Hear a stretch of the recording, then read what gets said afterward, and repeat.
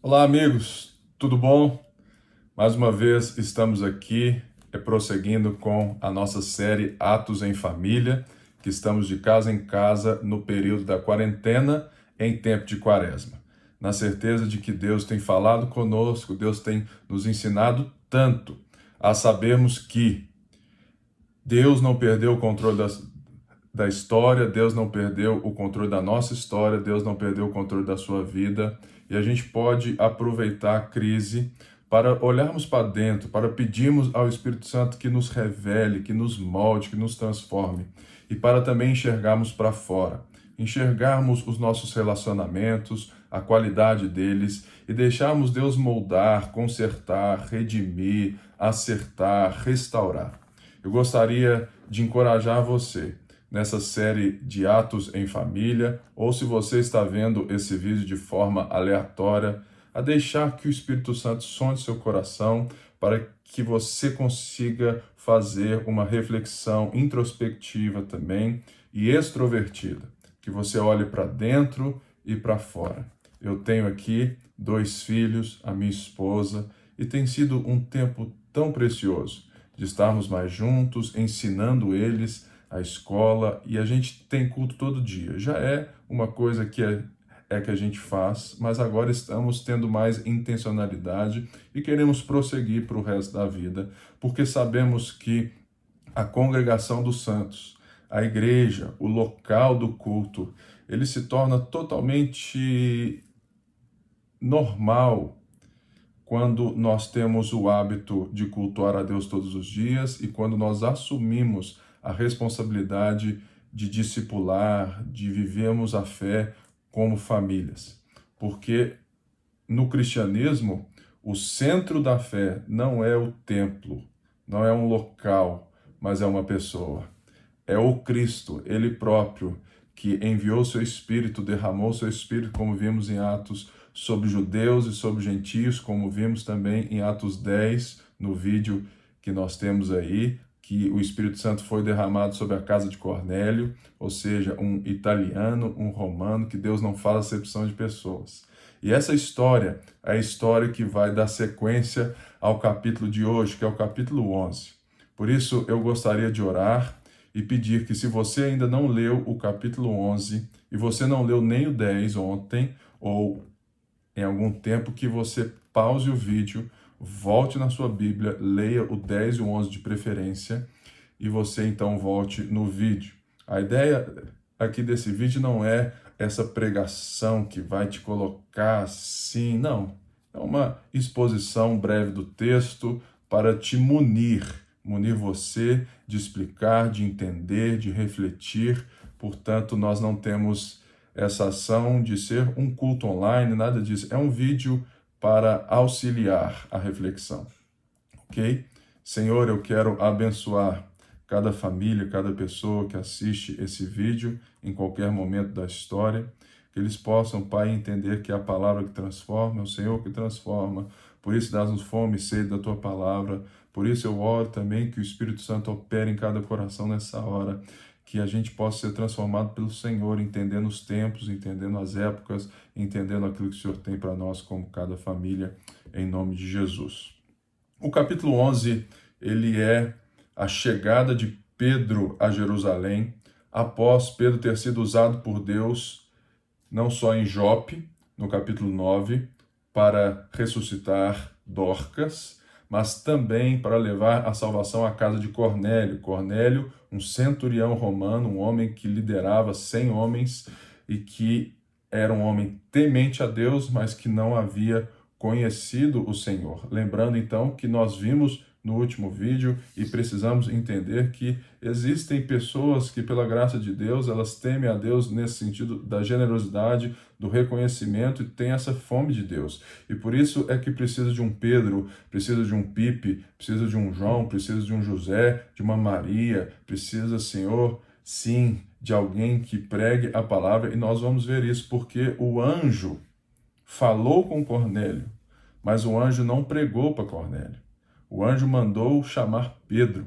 Então Pedro vai, e ao mesmo tempo que Cornélio envia os seus para chamar Pedro em Jope, Pedro tem a mesma visão. A visão de que Deus purificou os gentios e de que a mensagem, que Deus não faz acepção de pessoas, que a salvação é para toda tribo, língua, raça e nação, confirmando os profetas, confirmando o Pentateuco, confirmando Gênesis, confirmando a grande história de Deus, da revelação de Deus, da salvação e da redenção em Jesus Cristo. Por isso, o capítulo 11 é justamente a chegada, o questionamento dos judeus circuncisos, daquele povo que tinha a cultura judaica, de um partido que era crente, que cria em Cristo, mas que tinha essa questão cultural muito forte. Ou seja, e a gente vai ver as respostas de Pedro de uma forma bem linda. E nós vamos ver, então, depois a igreja em Antioquia e um pastor excelente de como ele age, que vai nos ensinar muito. Eu tenho aqui a minha Bíblia e vou ressaltando alguns pontos. Aqui fala no verso 2 que quando Pedro subiu a Jerusalém, os que eram do partido dos circuncisos o criticavam, dizendo: você entrou na casa de homens incircuncisos e comeu com eles. Engraçado que o ponto desses homens não era que a salvação tinha chegado aos gentios, não era que Pedro tinha pregado aos gentios, mas era que Pedro tinha quebrado a cultura judaica, a cultura daqueles irmãos, a cultura daquela igreja em Jerusalém.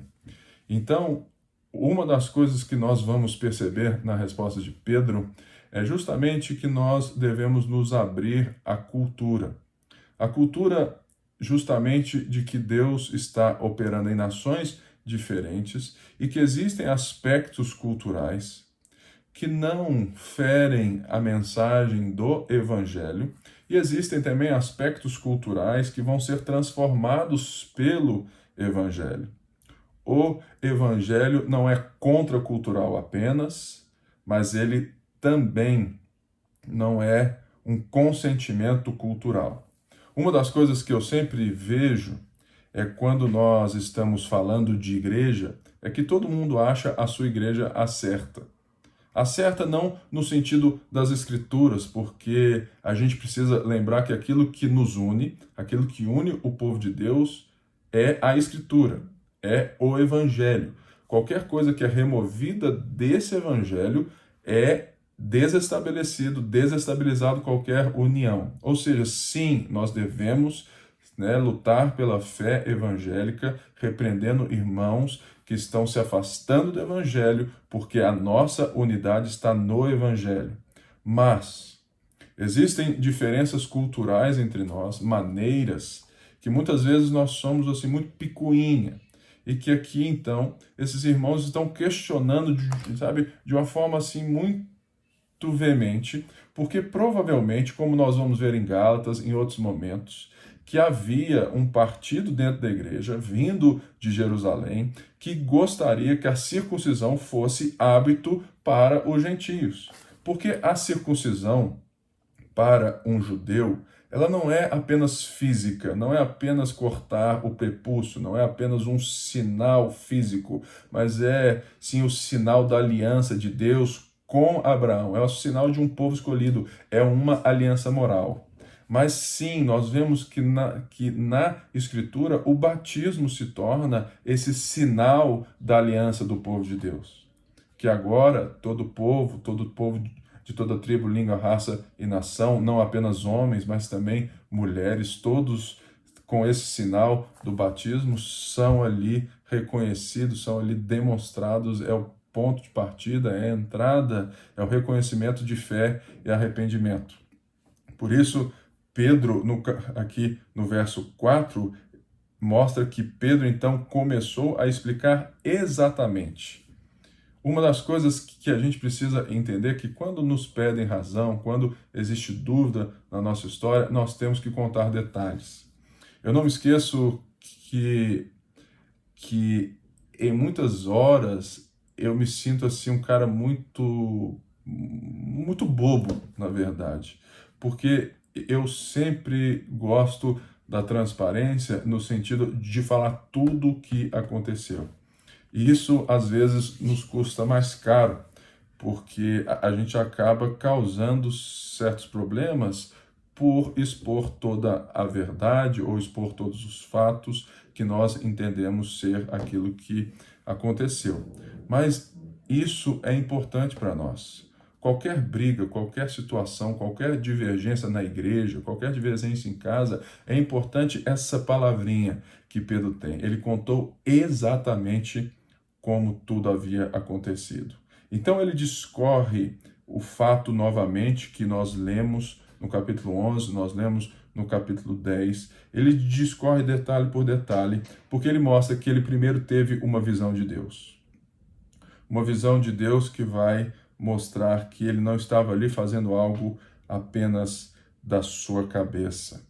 Ele também vai discorrer que ele ouviu a voz, levante-se, mata e come, e ele lembra disso, que ele ouviu essa voz 3 vezes, lembrando que Pedro já teve situações que ele ouviu 3 vezes, ou que ele fez 3 vezes. Pedro ouviu Jesus ressurreto perguntar-lhe: Pedro, tu me amas? Jesus disse a Pedro que ele o negaria. Pedro negou Jesus 3 vezes. Então, era uma coisa, uma afirmação muito séria de Deus a Pedro. E Pedro mostra que ele, no princípio, havia resistido a essa voz. Então ele conta e ele mostra mais uma afirmação importante, que o Espírito Santo foi derramado sobre esses irmãos, o que era uma prova cabal de que Deus não faz acepção de pessoas, de que Deus estava levando a salvação a todas as nações da terra. E também, uma coisa interessante no verso 12, é que Pedro levou a essa reunião os 6 irmãos que foram junto com ele. Porque na cultura, aonde houvesse a testemunho de 7 pessoas, ou seja, 6 mais Pedro, era uma confirmação de veracidade. Até isso Lucas deixa bem claro, até isso Pedro tem cuidado, até isso a história. E vale lembrar também, mais uma vez, que eu disse que aqui no verso 13 diz que Cornélio, ele nos contou como um anjo tinha aparecido em sua casa e disse: mande buscar em Jope a Simão, chamado Pedro. Ele lhe trará uma mensagem por meio do qual vocês serão salvos e toda a sua casa. Mais uma vez, vale nos lembrar que o anjo que falou com Cornélio não pregou o evangelho a Cornélio, porque a pregação, a proclamação do evangelho foi dada a nós que fomos salvos, encontrados, redimidos, chamados pelo Senhor, eleitos por Deus. A nós que somos discípulos de Jesus, a nós cabe essa tarefa de proclamar os feitos de Deus, a boa nova de Deus, e por isso eu gostaria que todos nós tivéssemos essa reflexão, de nesse momento de pandemia, de crise, aonde existe um buraco no coração de tantas pessoas, nós provavelmente vamos viver um tempo de crise econômica, tantas perguntas, tantos questionamentos, e de fato as pessoas perguntam: onde está Deus? Porque elas acham que Deus é alguém que a gente pega, igual aqui os livros, na prateleira e resolve as coisas para nós. É o momento de nós explicarmos aquilo que só o cristianismo explica. A primeira pergunta que você deve explicar: quem é Deus? Deus é o Criador dos céus e da terra, Deus fez o mundo com um propósito, Deus criou tudo bom. Mas se Deus criou tudo bom, o que aconteceu? É aí que entra o pecado. O pecado é demonstrado na nossa ação quando nós temos a oportunidade de mostrar que o que é o pecado.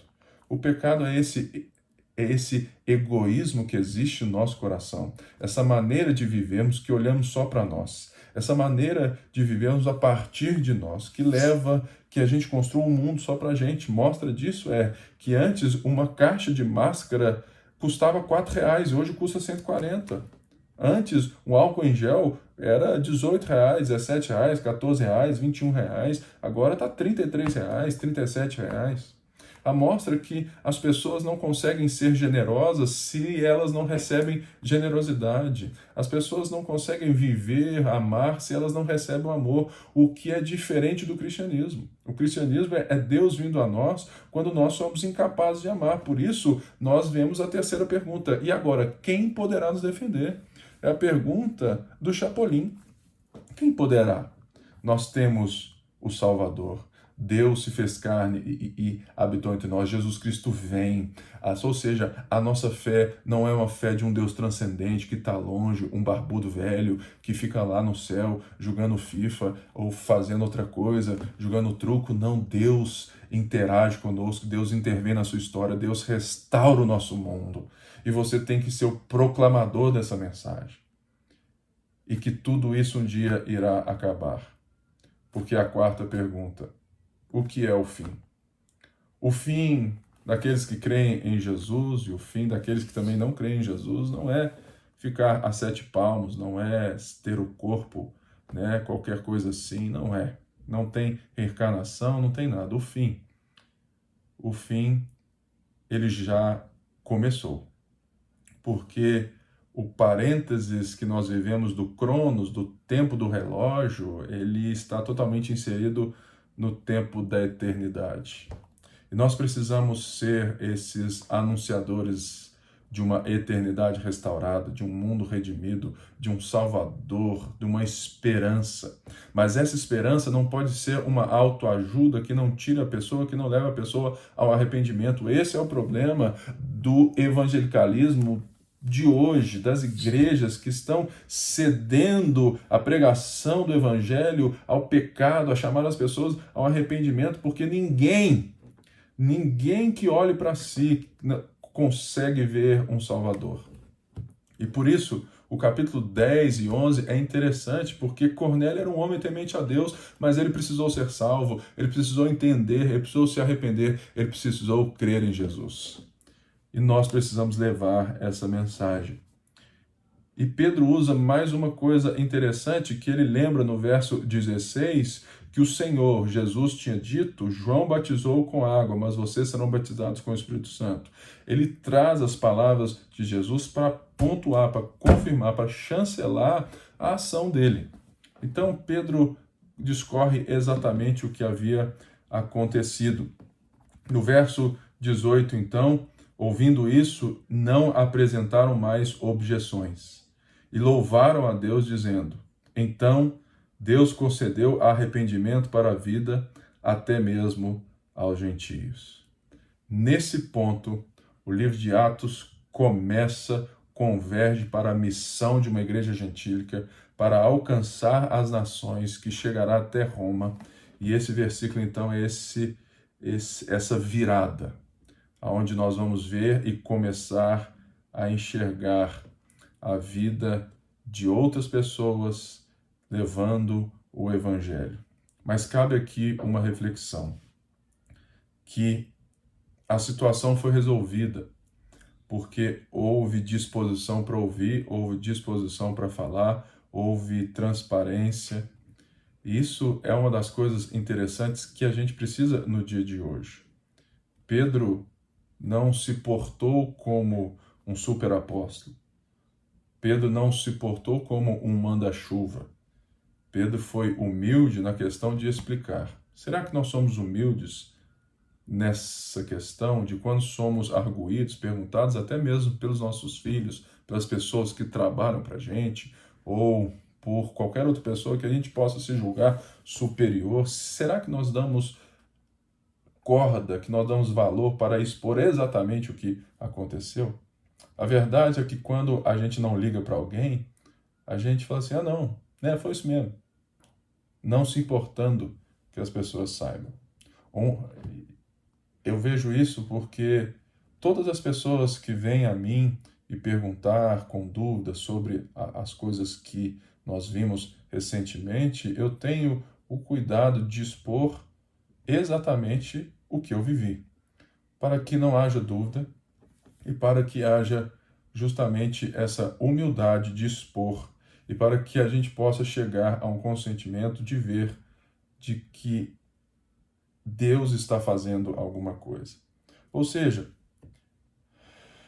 eles ouviram exatamente, não apresentaram objeções e louvaram a Deus. A melhor coisa na nossa vida é quando a gente resolve um problema, uma questão, uma dúvida e a gente se une para louvar a Deus. Que assim seja na sua casa, se você está em casa, se você está tendo algum problema com a sua esposa, com seu esposo, com a sua mãe, se você tem algum problema com seu noivo, namorado, noiva, namorada, se você tem algum problema com seu chefe, com alguém lá da sua empresa, com o seu amigo, com o seu pastor, converse, porque o diálogo é o melhor remédio para esclarecer as coisas. E passaremos então para a próxima parte do texto de Atos 11, que é a igreja em Antioquia. Antioquia era uma cidade muito importante de hoje, onde é o Líbano, e era a única cidade no tempo antigo que tinha iluminação noturna. Ou seja, devia ser uma coisa maravilhosa. Era a única cidade que tinha iluminação noturna, ou seja, era uma grande cidade. O verso 19 diz assim: os que tinham sido dispersos por causa da perseguição desencadeada com a morte de Estevão, ou seja, eles voltam na morte de Estevão, chegaram até Fenícia, Chipre e Antioquia, anunciando a mensagem apenas aos judeus. Alguns deles, todavia, cipriotas e sirineus, foram a Antioquia e começaram a falar também a gregos, contando-lhes as boas novas a respeito do Senhor Jesus. A mão do Senhor estava com eles e muitos creram e se converteram. Ou seja, o texto aqui nos mostra que a pregação do evangelho não estava fechada aos apóstolos ou aquele partido, aquele clube, aquele povo. Não. Todos aqueles que faziam parte da igreja, que haviam sido dispersos com a morte de Estevão, levavam a palavra. A pergunta é: você leva a palavra aonde Deus te leva? Aonde Deus te encaminha?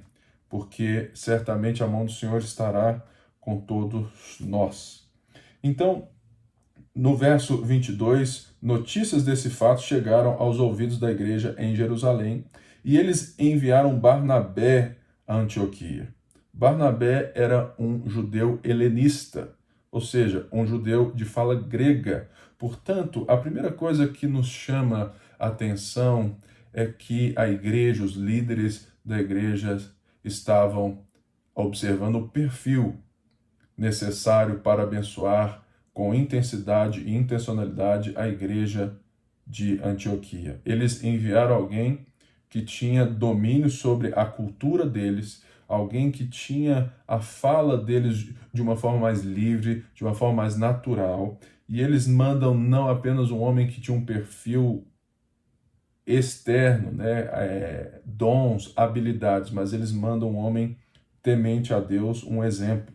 Porque no verso 23 diz: este ali chegando e vendo a graça de Deus, ficou alegre e os animou a permanecerem fiéis ao Senhor de todo o coração. Verso 24: ele era um homem bom, cheio do Espírito Santo e de fé, e muitas pessoas foram acrescentadas ao Senhor.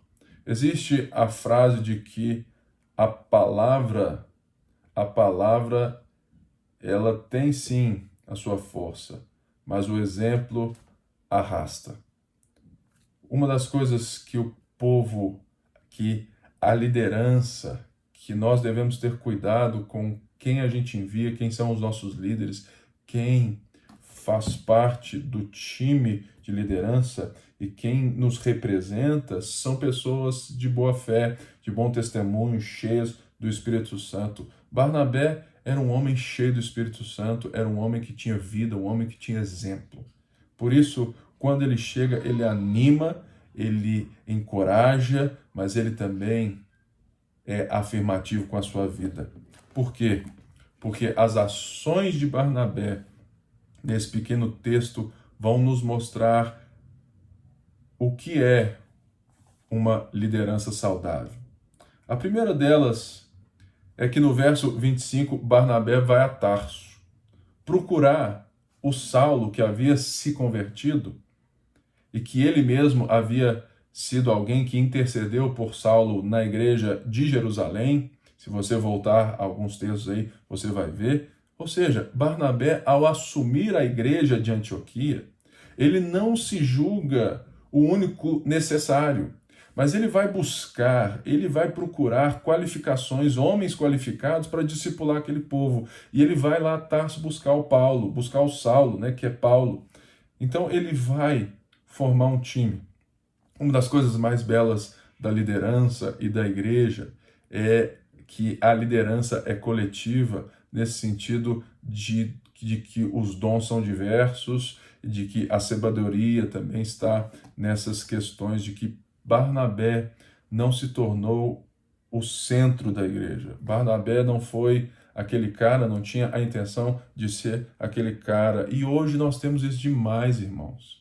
Quantas pessoas chegam na igreja, né, assim, no culto lá, na hora do local, e olham assim e falam assim, não, hoje não é o fulano de tal, e vai embora, ou murcha, assim, não gosto desse cara. Irmão, vamos parar com isso. Todas as pessoas têm uma qualificação, têm um dom para servir você. E se você está ali, querendo ou não, você tem alguma coisa para aprender. Barnabé tinha esse espírito de juntar pessoas à sua volta, qualificadas para discipular melhor as pessoas. Então, aqui fala que assim, durante um ano inteiro, Barnabé e Saulo se reuniram à igreja e ensinaram a muitos. Uma das coisas que essa crise pode nos ensinar, que eu gostaria que você fizesse a reflexão, será que você se sente competente para discipular a sua família? Será que você se sente formado, preparado para explanar, explicar, entender as Escrituras a ponto de discipular um ano inteiro a sua família?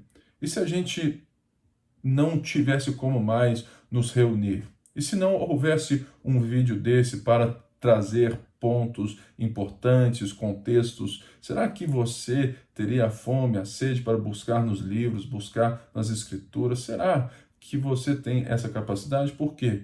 Porque Barnabé valorizava a igreja local no sentido da pregação e do ensino. E eles entendiam que isso era um projeto de longo prazo, de médio prazo.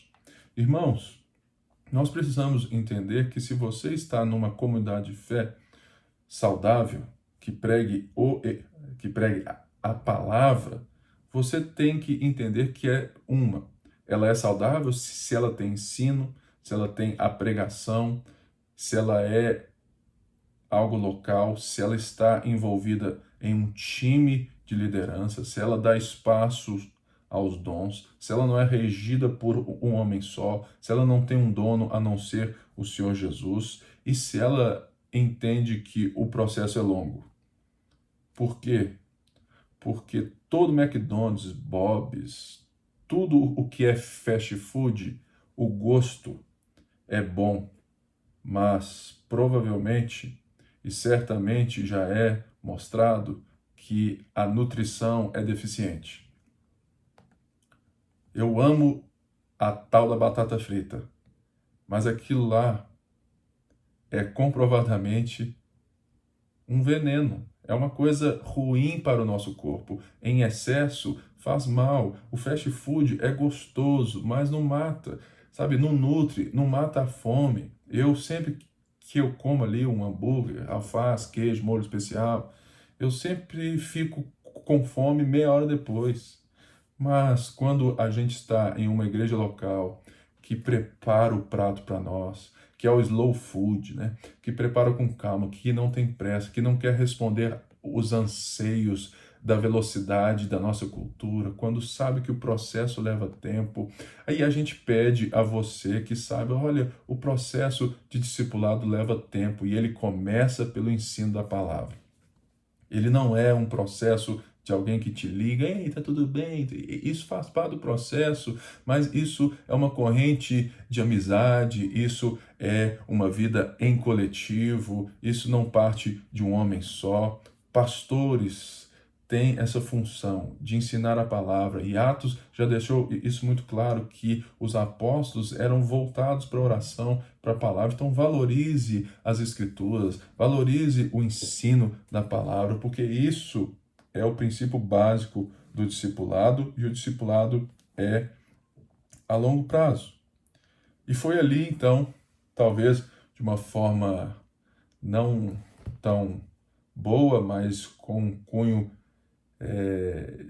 de dar aos crentes um tipo de nome pejorativo, foi em Antioquia que os discípulos foram chamados, ou seja, pelos de fora, como cristãos. E no verso 27 até o 30, nos mostra o coração do evangelho impactando uma igreja e as pessoas. É a generosidade. Porque naqueles dias alguns profetas desceram de Jerusalém para Antioquia, um deles, Agbo, levantou-se e pelo Espírito predisse que uma grande fome sobreviria e todo o mundo romano, o que aconteceu durante o reinado de Cláudio. Os discípulos, verso 29, cada um segundo as suas possibilidades, decidiram providenciar ajuda para os irmãos que viviam na Judéia. É engraçado que eu gosto tanto dessa questão da igreja, é que aqueles que levaram a palavra, aqueles que eram os líderes de todo o movimento, os apóstolos estavam na Judéia, eles estavam enviando a partir de Jerusalém. Ou seja, querendo ou não, essa igreja prestava contas ali aos apóstolos, e essas pessoas entenderam tão bem a vida, o amor, a generosidade, que elas, segundo as suas possibilidades, elas levantaram uma oferta para abençoar um povo que talvez eles nunca viram na vida, mas que eles tinham no coração.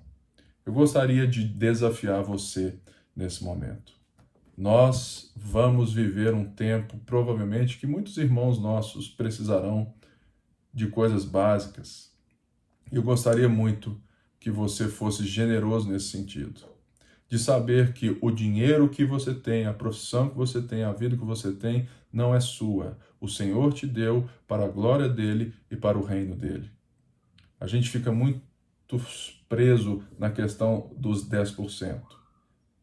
A gente fica muito preso, não, eu já fiz minha parte, dei 10%. Não, irmãos. 10%, segundo Jesus, no Sermão do Monte, é medida de fariseu. A nossa medida é a medida do outro, da necessidade do outro. Os atos que nós lemos, Atos dos Apóstolos, o livro de Atos nos mostra que ninguém passava necessidade. Mas eles mostram que cada um dava segundo a sua possibilidade. O que não faz com que todo mundo venda tudo, junta tudo e todo mundo vive de calça jeans e blusa branca, é arroz, feijão, batata, bife e ovo para todo mundo. Não. Deus fez o pobre e o rico, existem diferenças, mas existe aquilo que todos devem ter, a generosidade. O pobre tem que ser generoso, o rico tem que ser generoso, cada um segundo as suas possibilidades. Por isso, que você seja assim, um cristão exemplar, um cristão que valoriza o time, o coletivo, que saiba enxergar a qualidade dos outros, um cristão que valorize o trabalho local, valorize esse trabalho de longo prazo do ensino, e um cristão generoso, a ponto de abençoar irmãos que talvez você nunca viu e nunca verá na vida. Eu oro a Deus que nesse domingo, onde essa palavra está sendo anunciada, no seu culto, na sua casa, com a sua família, vocês reflitam sobre isso, respondam às perguntas do nosso roteiro. E você que tem filhos, você explique de uma maneira própria para eles o que esse texto quer dizer. Não vamos perder oportunidade, irmãos. Vamos seguir em frente, vamos seguir com fé, porque o Senhor é conosco e a nossa esperança é certa. Jesus é a âncora, Jesus é a pedra angular, Ele está sentado à direita de Deus, Ele domina sobre tudo, Ele tem o controle da história, Ele nos guia em passos verdejantes ou pelo vale da sombra da morte. Mas ainda assim, não temeremos mal algum, porque a tua vara e o teu cajado nos consolam. Que Deus abençoe a sua semana, a sua vida, que você possa resplandecer da sua graça. Deus abençoe.